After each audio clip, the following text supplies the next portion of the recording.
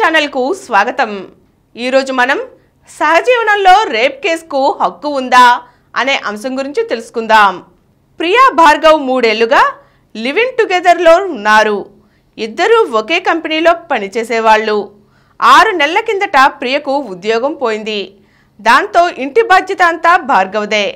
అయితే ప్రియా ఇటీవల భార్గవ్ ఏం చేసినా తప్పు పడుతోంది। ఎవరితో మాట్లాడనివ్వకుండా తనతో తప్ప ఎవరితో ఎక్కడికి వెళ్ళనివ్వకుండా కట్టడి చేస్తోంది। ఆఫీస్ అవసరాల రీత్యా భార్గవ్ కొలీగ్స్ కి ఫోన్ చేసినా ఫోన్ ని అతను అటెండ్ అయినా పెద్ద యుద్ధమే, గొడవలే। ఇక భరించలేక భార్గవ్ ఒకరోజు ఈ టార్చర్ తట్టుకోవడం నా వల్ల కాదు, నీతో కలిసి ఉండలేను అన్నాడు। దాంతో ప్రియా నాతో బ్రేకప్ చేసుకుంటే నీ మీద రేప్ కేసు పెడతా అని బెదిరించింది। హడలిపోయాడు భార్గవ్। అయితే కొత్తగా అమల్లోకి వచ్చిన భారతీయ న్యాయ సంహిత సెక్షన్ 69 ప్రకారం ఏ వ్యక్తి అయినా పెళ్లి చేసుకునే ఉద్దేశం లేకపోయినా మోసపూరితంగా ఓ పథకం ప్రకారం పెళ్లి చేసుకుంటానని చెప్పి ఆ స్త్రీతో శారీరక సంబంధం నెరిపితే సదరు పురుషుడికి 10 ఏళ్ల వరకు జైలు శిక్ష పడే అవకాశం ఉంది। రేపైతే యావజ్జీవం కూడా పడవచ్చు। జూన్ 30 వరకు అమల్లో ఉన్న పాత శిక్షా స్మృతి ప్రకారం కూడా పెళ్లి చేసుకుంటానని చెప్పి మోసపూరితంగా శారీరక సంబంధం పెట్టుకుంటే పురుషుడిపై ఐపీసీ 376, ఐపీసీ 420 సెక్షన్లు కలిపి కేసు నమోదు చేసేవారు। మోసం చేసే ఉద్దేశంతో ఉన్నవాడు అని రుజువు కాకపోతే దాన్ని రేప్గా పరిగణించలేమని హైకోర్టు, సుప్రీంకోర్టు పేర్కొన్న సందర్భాలు, తీర్పులు ఉన్నాయి। ఇలాంటి కేసుల్లో ముఖ్యంగా చూడవలసింది ఏమిటంటే పెళ్లి చేసుకునే ఉద్దేశం లేకపోయినా చేసుకుంటానని నమ్మించి కేవలం శారీరక సంబంధం కోసమే అతను లివిన్లో ఉన్నాడా అనే అంశం।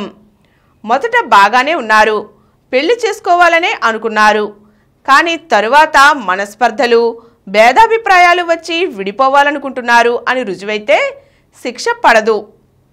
భారతీయ న్యాయ సంహిత సెక్షన్ 69 ప్రకారం కూడా లివ్ ఇన్ రిలేషన్షిప్లోని పురుషుడు మోసపూరితమైన ఆలోచనతోనే రిలేషన్ మొదలు పెట్టాడు అని రుజువు చేయాలి। అయితే ఈ కేస్ స్టడీలో భార్గవ్ మీద ప్రియ కేసు పెట్టే అవకాశం ఖచ్చితంగా ఉంది। అతను పెళ్లి చేసుకుంటానని చెప్పి ఇన్నాళ్ళు లివిన్లో ఉండి ఇప్పుడు వద్దంటున్నాడని ప్రియ రుజువు చేయగలిగితే భార్గవ్కి 10 ఏళ్ల వరకు శిక్ష పడే అవకాశం ఉంది।